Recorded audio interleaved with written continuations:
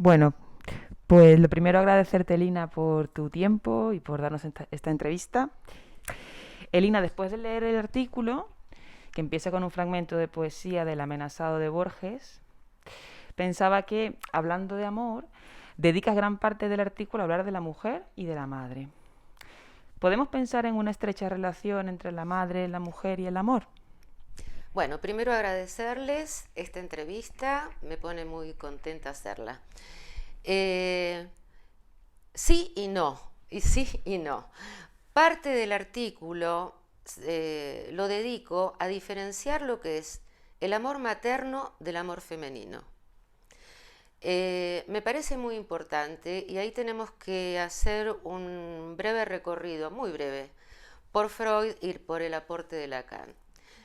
Freud consideraba que la salida de la feminidad pasaba por la maternidad, con su ecuación falo-niño.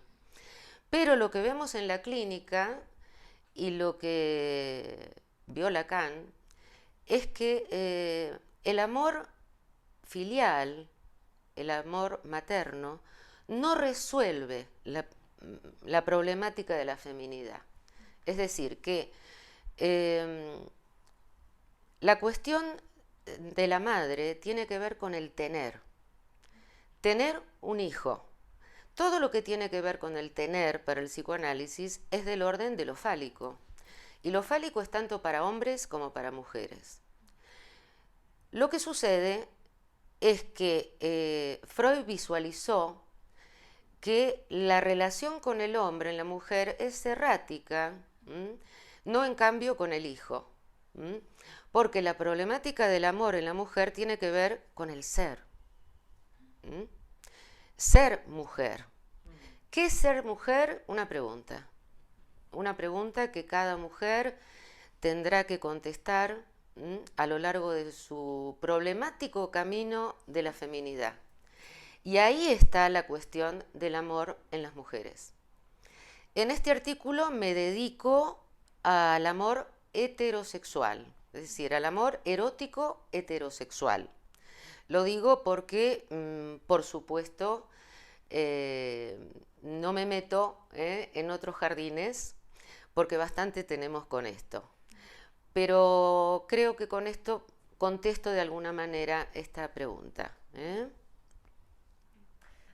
A propósito de lo que cuentas, ¿no? De cómo dedicas al amor heterosexual el Mm. artículo, es cierto que los tiempos han cambiado, las épocas, las formas de familia, las formas de amar, y nos gustaría saber si en tu opinión, ¿tú crees que hay algo fijo desde la época de la Ilustración de Freud a esta época que nos ha tocado vivir en cuanto al sufrimiento por amor? Ujú.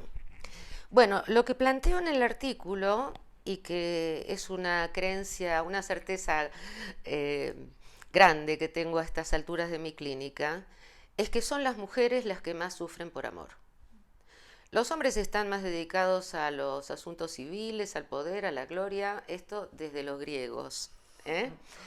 Y las mujeres, aunque hayan atravesado un largo camino y ya estén ocupando posiciones fálicas, fálicas del orden del tener, volviendo a la pregunta primera, no dejan de sufrir más por amor. Esto creo que es absolutamente vigente, aunque las formas del malestar amoroso femenino hayan cambiado. Las formas, porque las formas cambian en el transcurso del tiempo, pero no el fondo de la cuestión. ¿eh? Hoy día mujeres que tienen posiciones importantes en la política, en lo artístico, consultan por amor. Esto es algo muy habitual y no se puede desestimar. Y también es cierto que lo que no ha cambiado es, bueno, está todo en contribuciones a la psicología del amor de Freud, que los hombres están enfrentados habitualmente, aunque con excepciones, a una escisión del objeto amoroso entre la madre, lo que Freud llamaba la madre y la prostituta. Hoy lo cambiamos y lo cambiamos mucho más. En otra época reciente, la madre esposa y la amante. y así de seguido llegando al poliamor. Los hombres están mucho más cómodos en el poliamor que las mujeres, aunque las mujeres muchas veces lo aceptan porque está de moda, pero sufren más. ¿Eh? Entonces hago un recorrido por un desencuentro estructural entre los hombres y las mujeres. ¿Eh? Aunque hay hombres que aman como mujeres y mujeres que aman como hombres, porque nada en el mundo de la realidad psíquica, como diría Freud, es fijo. En el artículo hay un apartado que se llama Fredas modernas y finalizas este apartado diciendo que el análisis permitirá a estas Fredas de nuestro tiempo, cuyo discurso nos interpela desde una obstinada fijación, encontrar otro lugar más advertido de lo que puede y no puede ofrecer el amor, ¿no? ¿Qué puede y qué no puede ofrecer el amor? Bueno, el recorrido que hago de Fedra es un recorrido sobre la pasión en la mujer. Cómo la mujer apasionada puede dejar todo por un hombre y por un amor que es su signo de batalla y de goce. Entonces hago una relación entre Fedra, la Fedra griega, a través de los tiempos, y digo que las Fedras modernas, volviendo a la pregunta anterior, son aquellas que pese a que haya caído el patriarcado, pese a que las formas de la familia sean diferentes, siguen muriendo de amor. Lo que pasa es que Fedra se suicida, como toda tragedia, termina muy mal. Pero las mujeres pueden suicidarse psíquicamente, pueden abandonar sus terrenos personales, todo lo que tiene que ver con la producción, con el dinero, etcétera, etcétera, por amor, por amor. Y otra de los amores, digamos, que retienen a la mujer es el amor maternal, es decir, el amor por los hijos, ¿no? Cuando todo lo fálico se pone en el tener hijos, la mujer puede retraerse. Y esto se ve hoy día, esto no es una cuestión de antaño. Lo que pasa es que la forma ha cambiado, las mujeres trabajan, salen, entran, tienen amantes, etc. Pero sigue siendo muy pregnante. Sigue siendo muy pregnante y esto es lo que vemos en la clínica todos los días. No sé si nos salimos un poco, pero bueno. No importa, conversemos. Decías al principio que, bueno, sobre todo en el artículo, era una referencia del amor heterosexual. Y quería preguntarte por qué haces ese matiz. Para ti, tú dices que es como meternos en otro jardín. No, pero pensaba en este intento más lacaniano, ¿no? De salirnos de estas posiciones anatómicas, ¿no? Y pensar en el partener. Pero me gustaría saber, ¿no? ¿Cómo lo piensas tú? Si hay un amor diferente en la homosexualidad, si hay un amor diferente cuando el partener es del mismo sexo anatómico, ¿no? Ya. ¿Por qué digo que es meternos en otros jardines? Porque escribir un artículo hay que ceñirse porque de todo no se puede hablar, pero creo que tienen las mismas características. Es decir, que ningún amor, sea heterosexual, sea homosexual, sea travestido o sea como sea, va a lograr terminar, digamos, con la división del sujeto y la división del objeto. Esto me parece fundamental. Esta diferencia entre el sujeto y el hallazgo de objeto está contaminado por lo que Freud llamaba la permanente oscilación del sujeto de objeto en objeto para buscar la plenitud. La plenitud nunca se halla y la unificación del sujeto dividido tampoco se halla nunca. Entonces, en ese sentido, sea el amor heterosexual, homosexual o lo que sea, nunca el objeto va a completar al sujeto. Y en esta línea, claro, una de las cosas que pones de realce, por así decirlo, en el artículo, son las posiciones subjetivas, la posición femenina, la posición masculina, como, no sé si llamarlo lo importante, pero lo grueso a tener en cuenta cuando dos personas se quieren, se aman, pretenden amarse, ¿no? De hecho, también decías antes, ¿no? Hay mujeres que aman como hombres y hombres que aman como mujeres. Sí. Y de esto se habla mucho, o yo por lo menos lo he escuchado mucho más, la posición femenina, la posición masculina, y me gustaría que nos contaras un poquito cómo son estas posiciones, por qué son distintas, qué les diferencia. Vale.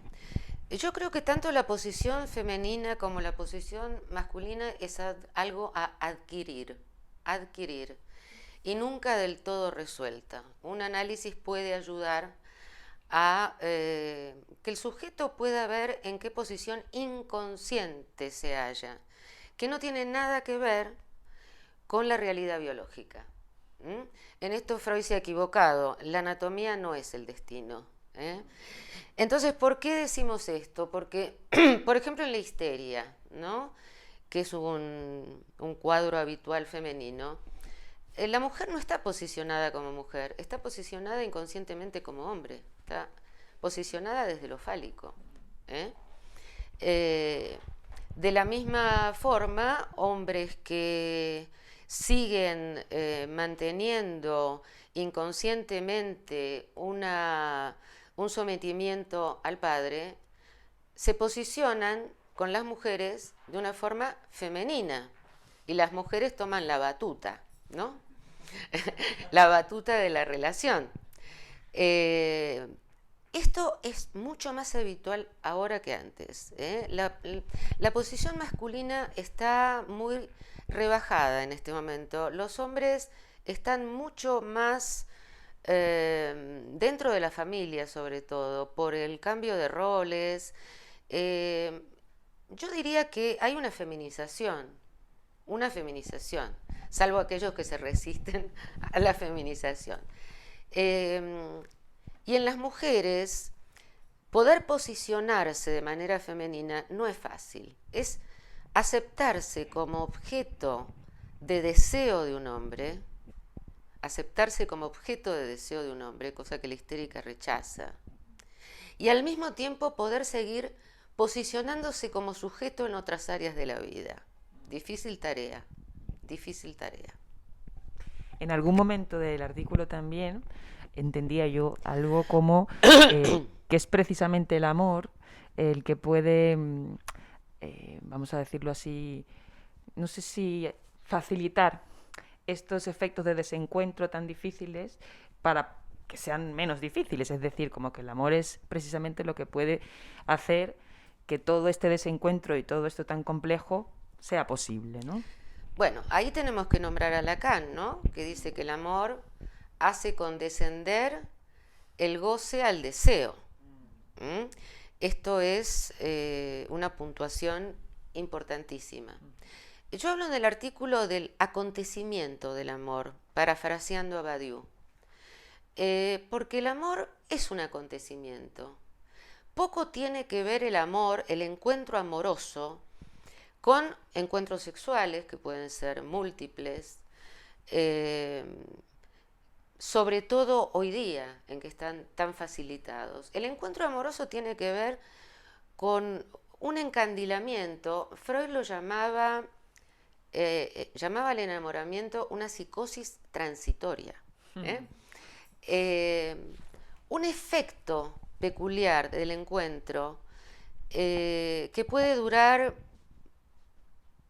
poco, bastante, toda la vida, pero que produce un cambio en el sujeto, es decir, luego del encuentro amoroso, el sujeto ya no es como era y el otro sujeto tampoco ya es como era. Es decir, hay algo que se ha inscripto, hay una inscripción del amor que tiene poco que ver con la inscripción del sexo. Ahí volvemos, ¿no? a tu pregunta. Se trata del amor, no del sexo, aunque la erótica es importantísima en el encuentro. Podemos hablar de amor platónico, de muchos amores, pero en este artículo yo me refiero a, digamos, las dulzuras y las dificultades del amor erótico, con todas las dificultades que se presentan tanto en el hombre como en la mujer. El neurótico, porque estoy hablando de neurosis, porque somos todos neuróticos en el mejor de los casos, tampoco me meto con la psicosis ni con la perversión. El neurótico se enfrenta al amor con dificultades para el goce o el amor, nos dice Freud.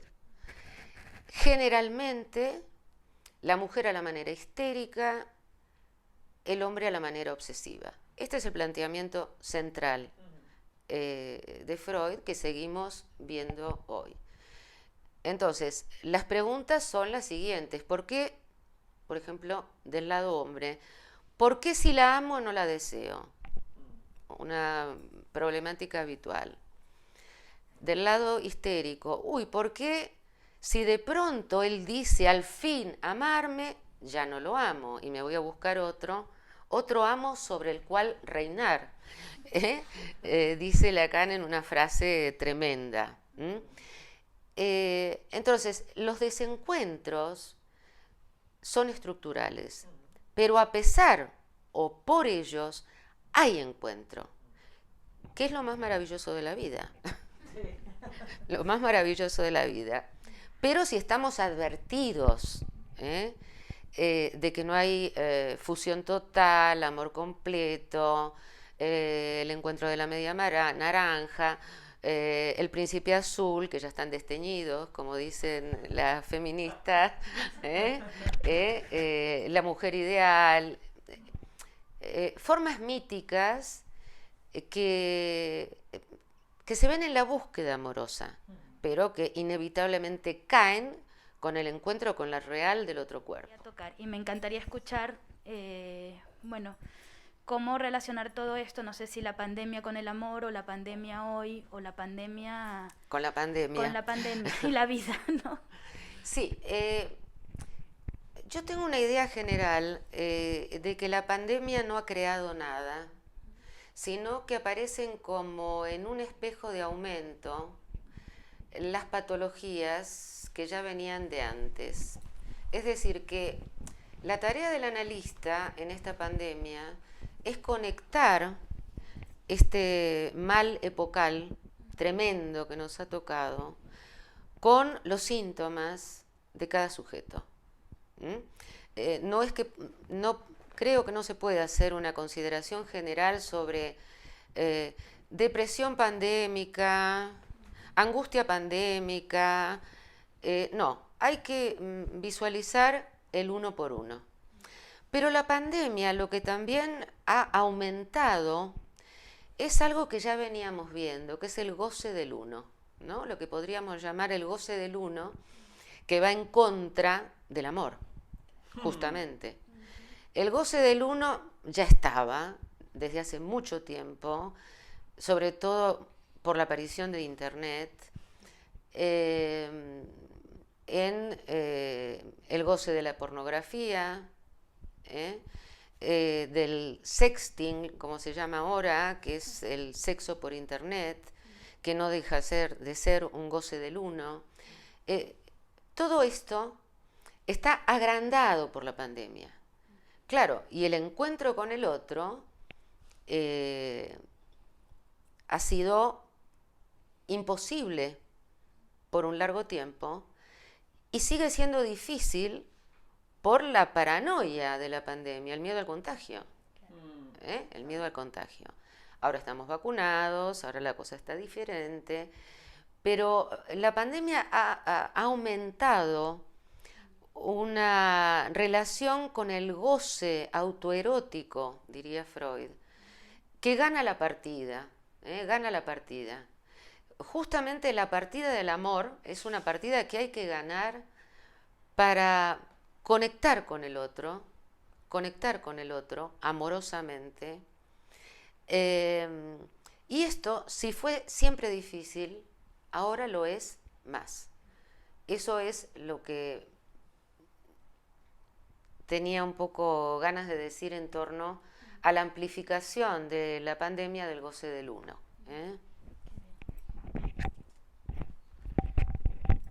Bueno, Lina, ya para finalizar, con la esperanza y la convicción de que el amor no desaparecerá. Por supuesto, nunca. Y es la ilusión de todos. Claro. ¿Cómo lo definirías, Elina, el amor? Mira, hacer una definición del amor es... no se puede. Pero bueno, yo voy a parafrasear a Montaigne, que me gusta mucho lo que ha dicho y lo que ha escrito. Lo escribió y lo dijo en relación a la pérdida de un amigo. Pero el amor también es muy importante en la amistad. Y entonces, ¿qué dijo él sobre el amor? Le preguntan, ¿por qué está tan triste? ¿Qué era para usted? Y entonces él contesta, ¿por qué era él? ¿Por qué era yo? Me parece precioso. Sí. Muchas gracias, Elina. A vosotras.